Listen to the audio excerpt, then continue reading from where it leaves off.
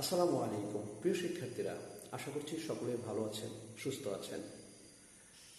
বরাবরের মতো আজকেও আমি ভয়েসের উপর আরও একটি ক্লাস নিয়ে আপনাদের সামনে হাজির হয়েছি।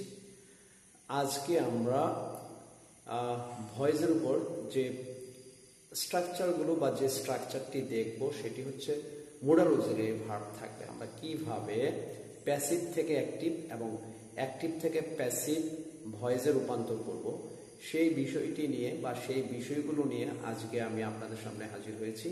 তো আশা করব সকলেই আপনারা পুরো ভিডিওটি জুড়ে আমার সাথে থাকবেন এবং আমাকে কমেন্টের মাধ্যমে আপনাদের ইতিবাচক নেতিবাচক যে ধরনের অপিনিয়ন থাকে সেটা আমাকে কমেন্ট